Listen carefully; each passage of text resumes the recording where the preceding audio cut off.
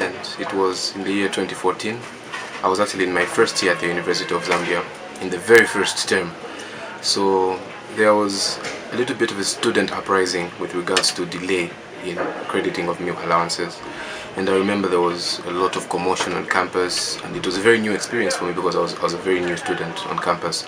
But I remember students rioting and rallying to the roadside, and before I knew it, there was heavy police presence on campus, and I panicked. I didn't know what to do. I didn't know whether it was safe for me to leave campus. I didn't know whether I was supposed to stay on campus. I didn't know how I should just go about the whole thing because I panicked. So me and a friend of mine decided to run away from our room because we used to live in the ruins, and the ruins was heavily hit by a lot of tear gas, and that is where most of the police people were actually roaming. So we decided to go to the new residences, to Soweto Block 6, I think I remember. So when we were there, we found that a lot of people had decided to not be in their rooms at the time, and they were at the rooftop. And at that time, there was still a bit of confusion, and the police were still on campus. But at the new residences, it was a bit calm because the police had not yet come to the new residences. So as we were there at the rooftop, we saw this vehicle, police vehicle, come and park right close to the hostel.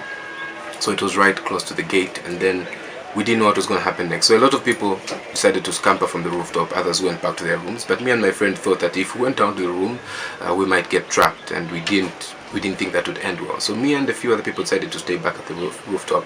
But we didn't know that that was going to be a grave mistake that we might have to come to regret. So what happened was that in that moment the police started to fire tear gas, and there was canisters of tear gas flying all over the place, and we could literally see the smoke of the tear gas because it has that funny whitish color, so we could literally see it coming towards us.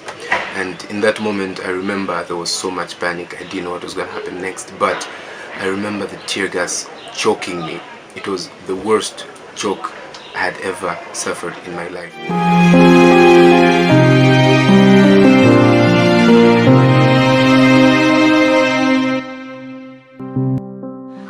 Incident of a riot was in first year, first term at Zambia Hostel 1.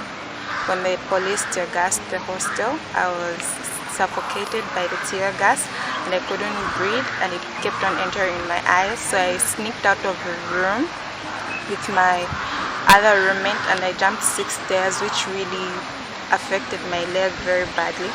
After the riot, I underwent a very bad psychological torture. I was scared of tear gas. I was scared of fireworks. I was scared of people just walking, making noise. I was scared of lightning, even simple lightning, because it happened in December when it was raining. And I wouldn't really concentrate in class because I thought anytime the police would come in and just arrest us, and especially at night I couldn't sleep because I thought it would happen again. So it took a very long time for me to actually go back to being normal. It really affected me very, very badly. I had actually to see a counselor for it, and this happened from first year until second year. I was really psychologically and emotionally tortured about it.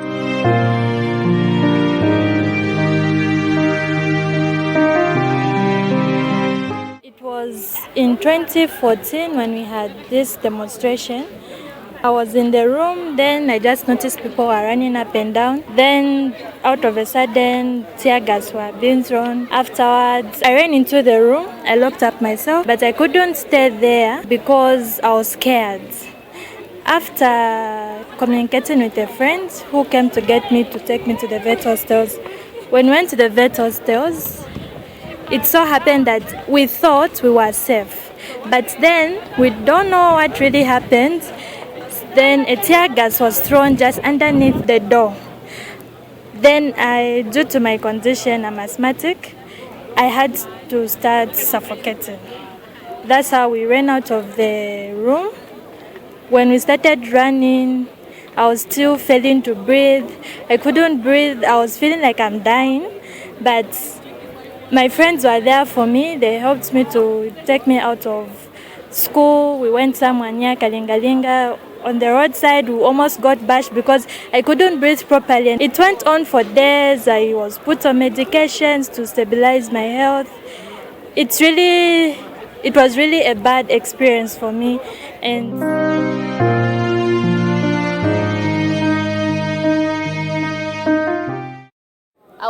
sadly enough, part of a Viva that happened in 2014, that was first term, October, November, somewhere there. And that's the time when Soweto Hostel got burned. The situation in itself was really horrifying in the sense that actually it was my first time, and I didn't really know what to do when the whole incident started happening. And I remember I went outside and there were tear gas all over. I was shocked. I went back in the room. My eyes were teary. And so many things were happening. People were running up and down. Other people were falling. There were so many things such that I was in fear. I was terrified. Then after that incident, after the situation calmed down, I went outside to see what was happening because there were so many speculations. And when I went to Soweto, because I really wanted to see, many people were talking about it, they were saying that the hostel was burnt. I wanted to confirm that. So when I went there, actually, I found it burning. Other people were running out of their rooms. And actually, some people took that as an opportunity to steal from other ladies. Most ladies lost their laptops. They got their food, and other goodies were lost as well.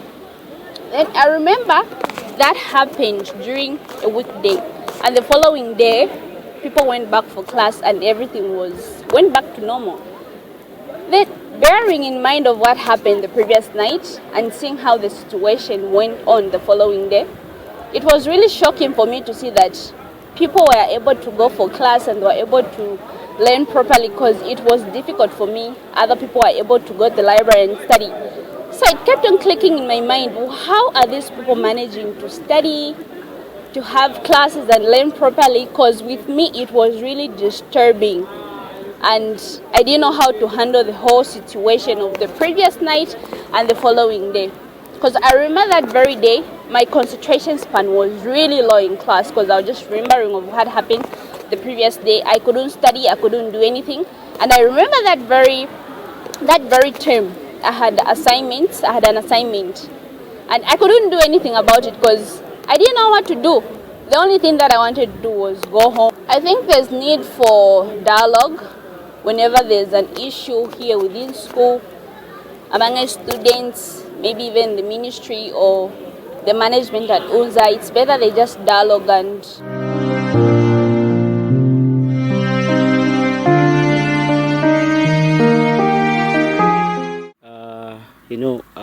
one person that I've served in the union for the past 2 years or so. One thing that was bad and one thing that was a big challenge to the union in my tenure was the issue of protest. Students who start protests on a peaceful note, but later on those protests will culminate into serious riots. And like on the part of the union, riots are one thing that drains the UNZA coffers. Because you see, for instance, if 20 students are arrested, the union has a mandate to release those students on police bond, especially if it's like a Friday. If students are arrested on a Friday, you have to know that the police, they don't release anyone on a weekend. So the union will try by all means to make sure that those students that have been arrested, are released on bond, because you find that those students have exams or have tests during the weekend or the following week. What it used to do, especially in my team as a union, it will go in a panic mode because UNZA money is, as you know, it just doesn't come out. It takes a procedure. And for example, if students are arrested, let's say the 30 of them, and each student, for one to be released on police bond, it's about 500 or 550. So when you times 500 to 30 students, it costs a lot, and that comes from the union money. The union money basically is meant for students' project, meant for students' welfare, like giving scholarships and loans that UNZA does. But certain part of the amount will go to something that wasn't even planned for, like riots, which resulted as a result of a protest. So moving forward, as someone that has served in the union, I would urge my fellow students to embrace, the culture of dialogue in whatever we do. In whatever we do, if our BC has come in late, if we have a lot of challenges, sanitation, maintenance, we shouldn't resort to to the issue of riots, because riots are bad. No, not just bad on the part of the union, like I've said, but also on the part of the parents, the students on their own. We have students here at UNZA who are disabled. Riots usually affect.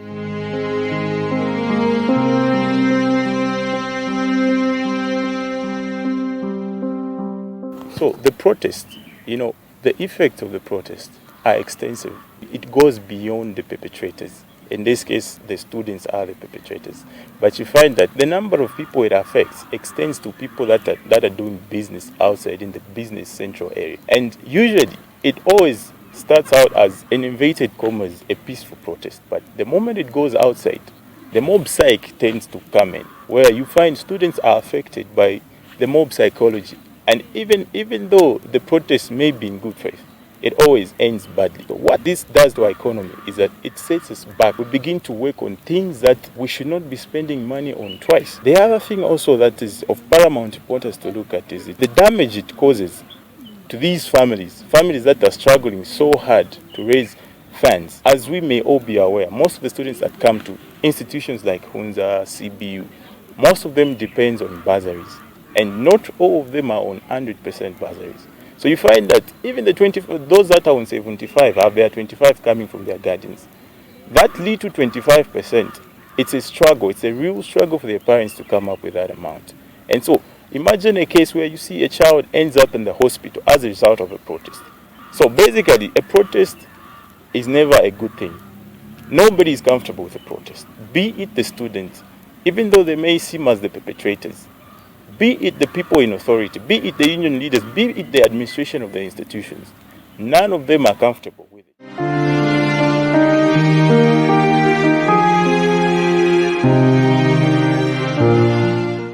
I remember the riot that took place in 2015, how it affected us as the community, actually the residents of Roma. It affected us in a way that roads were blocked, everything was distracted. Nobody could move. The Great East was blocked because of the same riots. It was very bad, such that even the community itself was affected. Even the community members themselves were being beaten for something that they don't even know. They don't know how it started, the reason for the riot. But despite everything, we became victims of it. It's so painful to see how bad the riot affected the community. It's so painful to see how the community itself is being affected and the people themselves are being affected by these riots. Nevertheless, we couldn't understand anything, but we could only stay indoors to avoid being beaten as well. But a lot of people, I can say, were affected.